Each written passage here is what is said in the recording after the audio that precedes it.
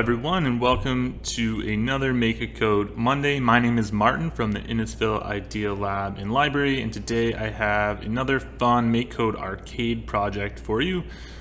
Basically, we're going to be building this cool downhill skiing game in Make Code Arcade.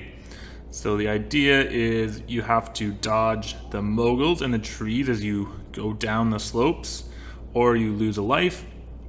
And you can get points by collecting cans of soda throughout the map, and there's a countdown timer, so you only have so much time to gain as many points as possible. So if this game looks interesting to you, then let's get started.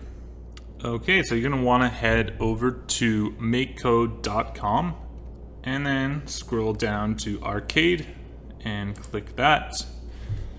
And then once that loads, click on New Project, and we can give our game a name like Super Slalom because it's a ski racing game. You can call it whatever you want. So the first thing I want to do is just set a nice kind of snowy scene. So click the scene category, and then we'll just set a simple background color. I'm just gonna make it this off-white. And then we can easily actually make kind of a snowy effect. If we go into scene and effects, grab this start screen effect block. And there's actually already a blizzard effect. So if we change that from confetti to blizzard and refresh the simulator, you can see we have a nice snowy scene now. So pretty easy for that. The next thing we're gonna do is make our player. So go into the sprites drawer, grab the set my sprite block. I'm gonna change the name from my sprite. We'll give it a name like just player one. It's a little more descriptive. And then let's draw our player. So let's start with some skis, like that. Give him some pants. And then a jacket.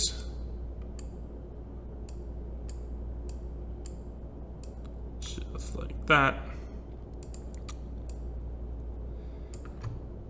Then a head, and we'll make a little hat. You don't have to do this exactly. You can make whatever character you want, but we are gonna change the character based on how he's moving. So if you want to follow along, maybe just copy this or do something similar.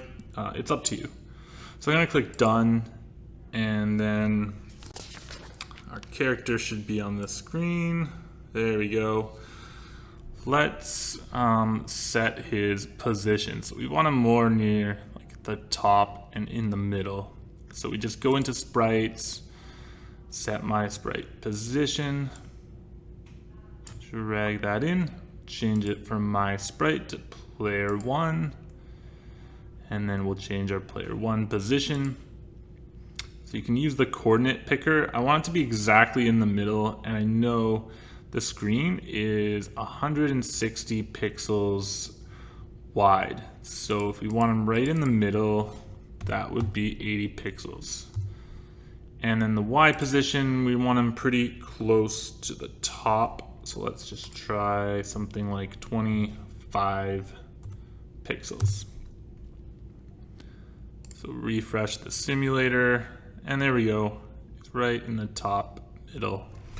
So that's good, and now we want to be able to move our player around. And remember, the way this game kind of works is the scene kind of moves towards the player, and really the player can only move left or right because they're always going downhill. So we want to be able to move just left and right. So we go into controller and grab the move my sprite with buttons, and make sure we change this to player one because that's what we want to move around.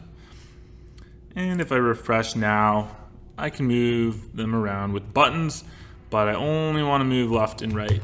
So if I click this plus, I can change the X velocity and Y velocity. So if I give the Y velocity a value of 0, remember Y is the vertical positioning. So if it has no up and down velocity and I try and move up and down, the player can't move up and down. So now they can only move left and right. And I want them to be able to move a little bit faster because they're going to be needing to try and grab those soda cans as they pop up. So if the player's moving too slow, they're not really going to be able to get them that easily. So click the VX value and just crank that up to like 120, something like that. So the player's now a little bit faster and they should be able to get across the screen pretty fast. So that's good. The next thing that I want to do is change the sprite as they're moving. So give it a little bit of an animation. So if the player's moving left, I want it to look like, you know, he's positioned kind of left, and do the same with right. And then change the animation or the character back if he's not moving at all. So let's go ahead and do that.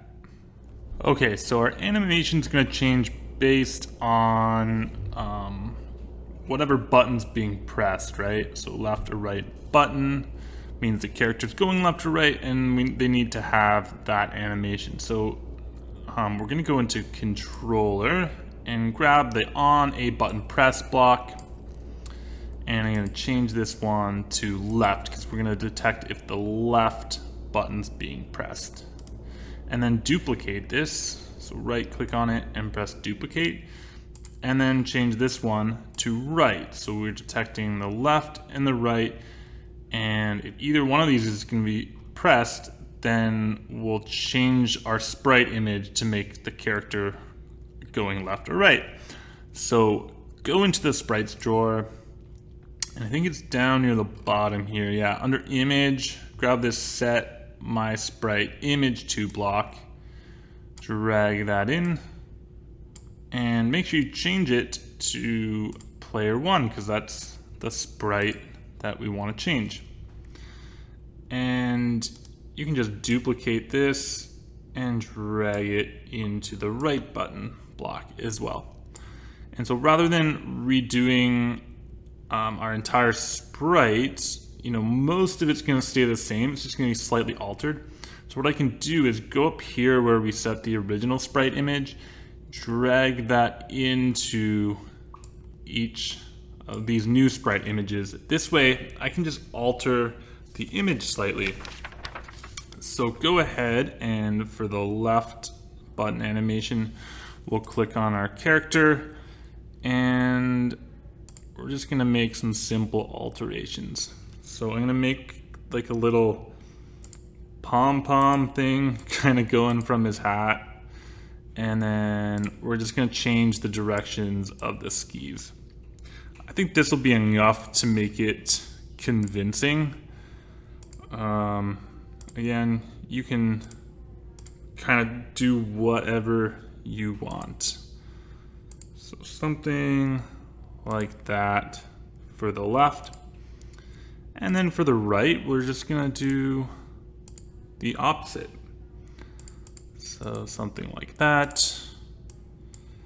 And now for this one, we make the skis going right. So just like that.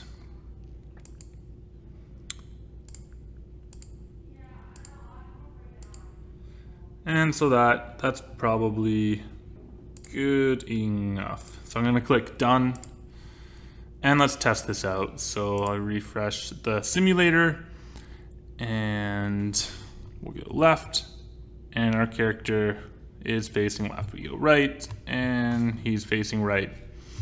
So that's pretty good, but you notice when I don't press any button, it just sticks to that animation. So what I actually want to happen is when I let go of the left or right button, I want the sprite image to change back to the original where our character is facing forward. So to do this, we're gonna have to continuously do a check on whether or not a button's being pressed at all. So to do this, we're gonna go into the game category and just grab the on game update block. And so we're gonna be checking if a button is pressed. So we're checking for a condition. So we're gonna go into the logic drawer and grab an if statement. So the controller actually has, in the controller drawer, there's an is a button pressed block. And so this will detect if a button's being pressed, but what we actually want is to check if no button is being pressed. So what we can do under the logic, we can use a Boolean block, and this one here, this not block. So instead of checking if a button's being pressed, we'll check if a button's not being pressed by placing that block into this not block. So go into controller and grab that is a button press block, drag that in to complete our condition. So if it's not true that a button's being pressed, then do whatever's in this block, and change it from a button to any button. So now if no button's being pressed, I'll just duplicate this set image to block, and then we'll get rid of this image and copy in our original sprite image. So now let's test this out. I'll refresh, and I can go left and right, and if I let go, meaning no buttons being pressed, then it changes our sprite back to just going forward down the hill. Now, he doesn't look like he's going down the hill at all yet, but once we create our obstacles moving up constantly, that'll give us a sense that he's moving downhill. So that's going to be the next step, is adding in our obstacles as well as our sodas. So let's go ahead and do that now. Okay, so let's start with our moguls. And how we're gonna do this is with an on-game update block. So go into the game category and grab the second on-game update block, where we can actually specify how many milliseconds we want to run this code. So grab that, and we're gonna leave it to every 500 milliseconds. That's half a second. Half a second for a new mogul. That should be pretty good. And basically we'll create them and just set their velocity so that they're kind of flying upwards towards our player, and it'll make it look like the player is moving down a ski hill. So to start, we'll go into the sprites drawer and grab the set my sprite block. Make sure we give this a proper name. So click it and then click new variable, and we'll just type in mogul, and then make sure we set the kind to switch it from player to projectile, and then click the blank square to draw it. So I'm not going to do anything too fancy, but something along the lines of that. And then we'll fill it in, probably with our snow color. Maybe add in a little bit of like ice blue. And hopefully this kind of looks like an icy mogul. Something like this. Add in some random textures, and hey, That's probably good enough. So let's click done. So we have our mogul. If I click refresh, we should see it. Yeah, that kind of looks like an icy bump. That is good enough for me. So the next thing we want to do is set the starting position. So it's going to be kind of a random X value. And the Y value will just be like 0. So it kind of starts off the screen, but in a random X position. So go into sprites, set my sprite position, and make sure you change it from my sprite to mogul. And the X is going to be a random X value from left to right. So we go into the math drawer and find the pick random number block, drag that into your X coordinate. And remember, the screen is 160 pixels wide. So we're going to do 0 to 160. And then for the Y value, the end of the screen will be 120. And actually, just to make sure it's right off of the screen, we'll make it 125. So now they'll start appearing every half a second, but we won't see them because they're all going to be kind of below the screen. And so what we got to do is set the velocity, the Y velocity, so that these moguls move upwards once they're created. So we go once again into the sprites drawer, grab the set my sprite velocity block. Now the X velocity, which would move it left or right, we want to set that to 0. Oh, and I'm getting an error. I got to make sure we change this. Make sure we set it to mogul. And then the speed that we want these moguls to move, we want them to be pretty fast. So we'll say minus 100, because a positive value will move the mogul downwards. So a negative value is going to move them up. And look at that. Now our character looks like they're going down a hill. And we can move around. There's no collisions yet, so we can just go right through the moguls. We'll probably do the collisions last though.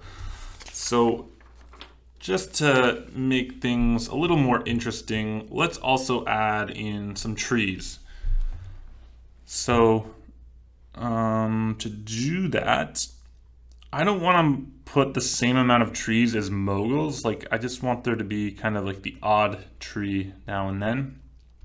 So we're gonna maybe only make like a 25% chance every half a second of a tree appearing.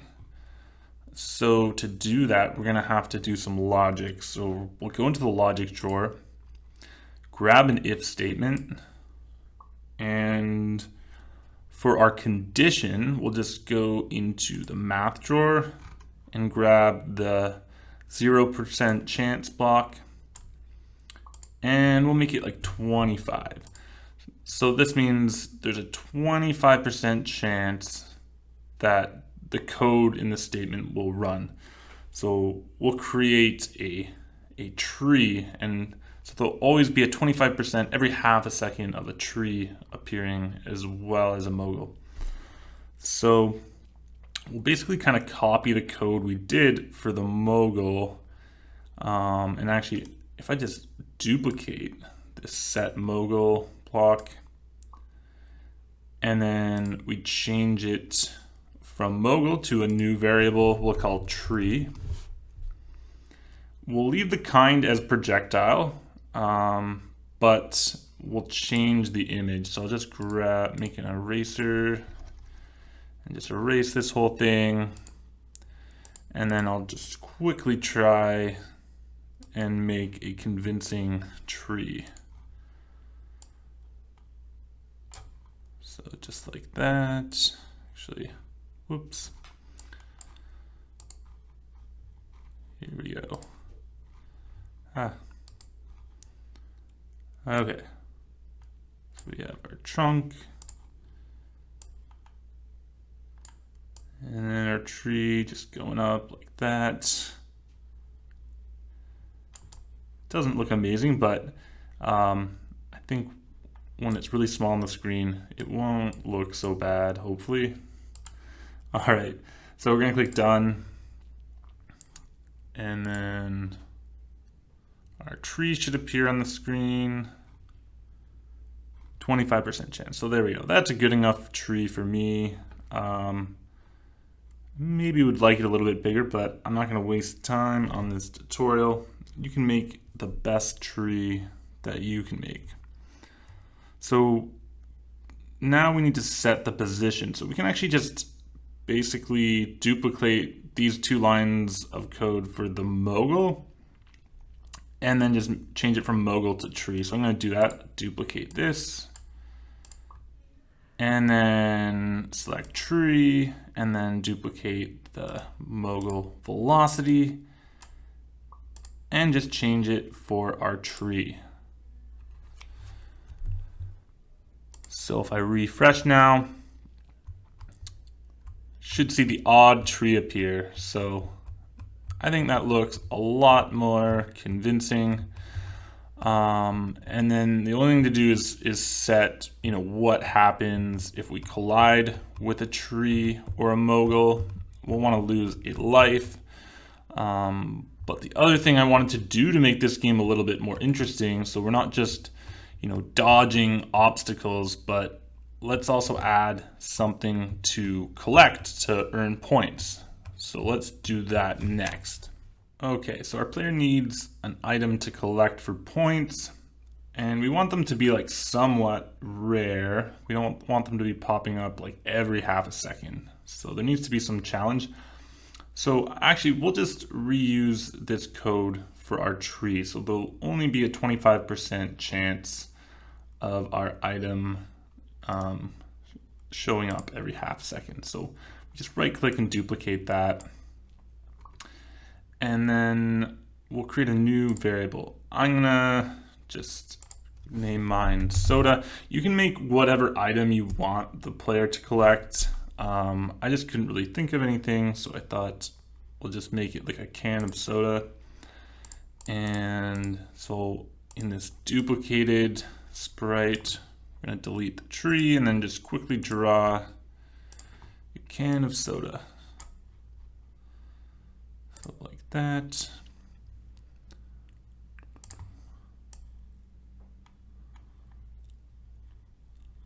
Something like that, and then gray at the top, and then we'll make, I don't know, some sort of like random logo. Maybe that's like the Pepsi logo, I don't know. So that's good enough for me. We'll click done.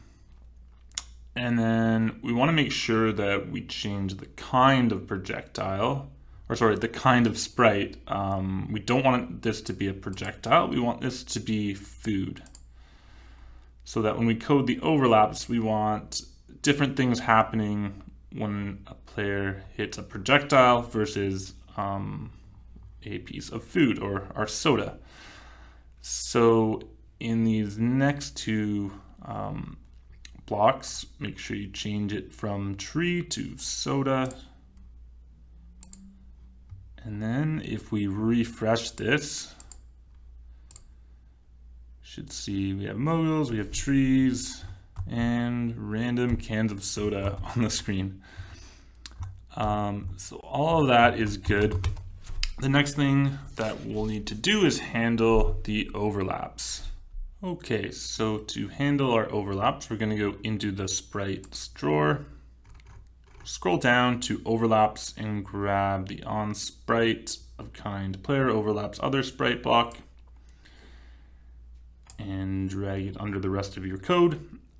And so we don't want to check if a player overlaps another player. We only have one player. We want to check if a player overlaps another sprite with the kind of projectile, so our moguls and our tree. So change the second condition to projectile. And so what do we want to happen when that happens? Well, we're going to want to remove a life. And actually, we haven't added the lives in yet. So let's quickly add that into our on start block.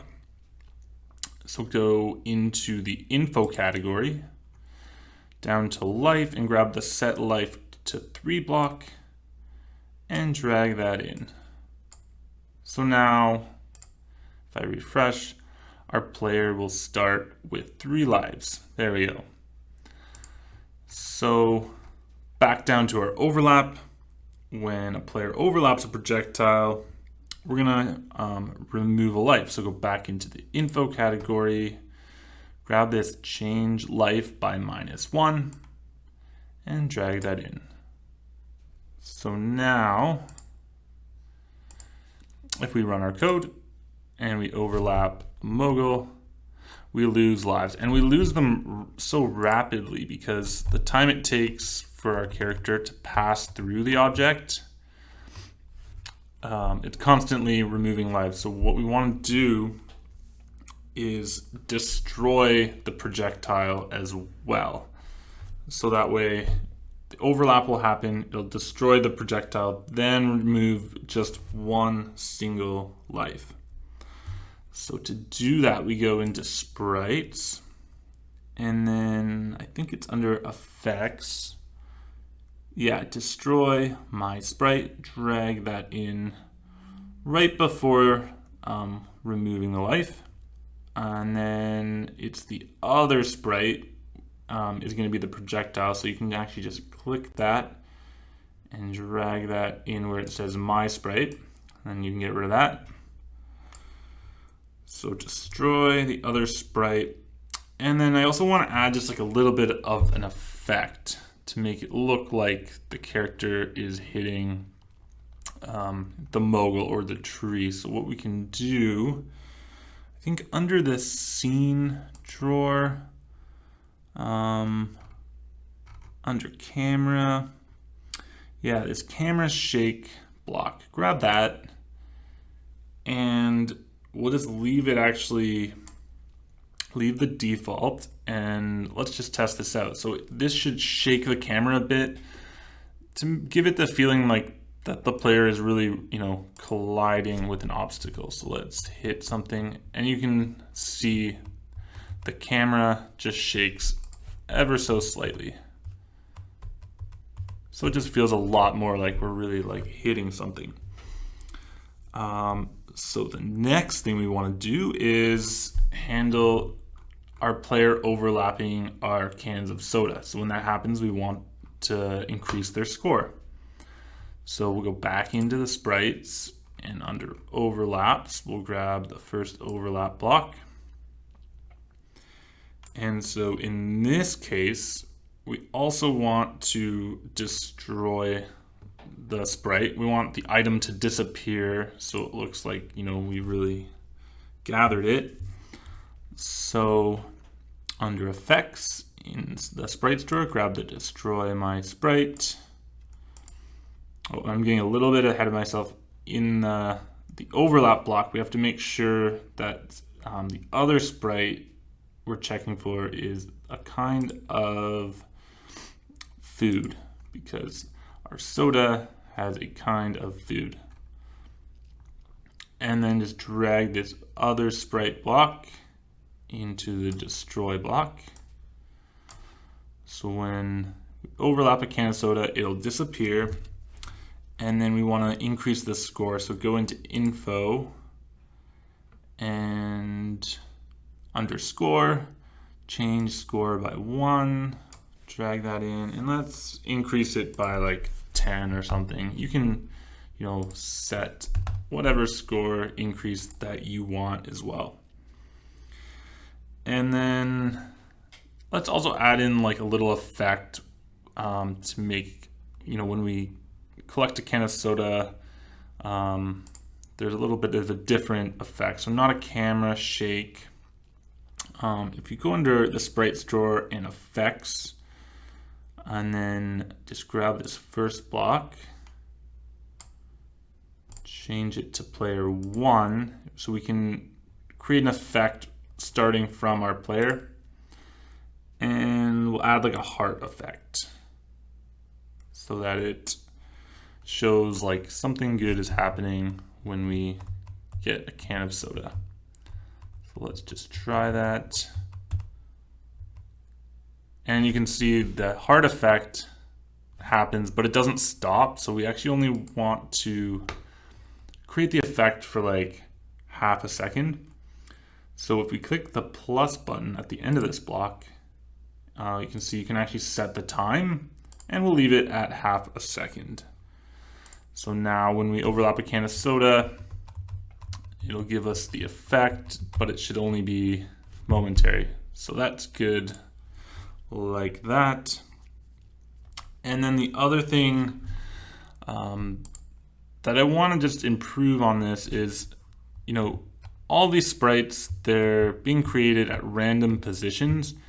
And sometimes what can happen is, our can of soda can appear, right on top of an obstacle that we want to avoid. And so we can't get to it. So let's handle that. If a projectile is overlapping a food sprite, then let's get rid of one of them so that that doesn't happen. So this will be really easy. We just go back into the sprites drawer and then grab the overlap block. And so in this case, we want to check if a sprite with a kind of projectile overlaps another sprite with a kind of food, and then go into effects and grab the destroy my sprite block. And in this case, let's destroy the projectile. So drag in the first sprite into the destroy block. So when that happens now, it'll just get rid of the projectile. Okay, so now we should pretty much have a complete game. We can collect soda. We can collect, we have to avoid the obstacles. And you can see the game's getting a little bit laggy there. So one of the things I realized is we're creating all these sprites so rapidly that even when the sprites leave the screen, they still exist. And I think what happens is it just creates too many sprites that the game has to keep track of, and it starts to just kind of glitch out. So we need to figure out a way to destroy sprites once they left the screen. And you can see it's like glitching out. I can't even control my character now. So let's figure out a way to destroy the sprites when they leave the screen. Now there's probably a lot of different ways to do this. There's probably a better way to do this than I figured out, but I'm just going to show you kind of the solution that I came up with. And so basically what we'll do is create a sprite that is the full width of the screen, and it'll just be like a 1 pixel line, and we'll set that just off of the screen. And then what we can do is we can use an overlap block, detect when the projectiles overlap that kind of off-screen sprite, and then just destroy them. And then that should fix our problem. So let's create this sprite. We'll have to create it in our on start block. Let's go into sprites, set my sprite, drag that in.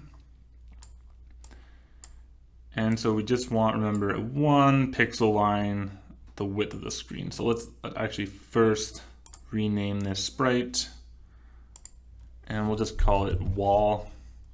And we'll give it a unique type. So click under kind and then add a new kind, and the kind will be called wall as well. And then let's go into the sprite editor, and we're going to change the width and the height down near the bottom left here. So the width, we'll actually make it slightly wider than the screen. So 165. And then just 1 pixel high. So just like that, and I'll press enter. And now we have this really thin, long sprite. And I guess you don't really have to fill it in with the color, but I'm gonna fill it in with the color. So I'll use the fill tool and we'll just fill it in with black. So click done. And now if I refresh our code, we have just a straight line. So now we just have to set that just off the screen and then code the overlaps. So go into the sprites drawer and under physics, grab the set sprite position block, change it from my sprite to wall, and then to set it just off the top of the screen, we'll set the Y position to -4, so it'll just be like 4 pixels off the screen. And then we want to center it, so we'll give it an X value of 80 because it's 160 pixels wide, so 80 should be right in the middle. And actually, I'll just bring that down to 5 pixels for a second just to make sure it's nice and centered. There we go. So we'll move that back to -4. Oops.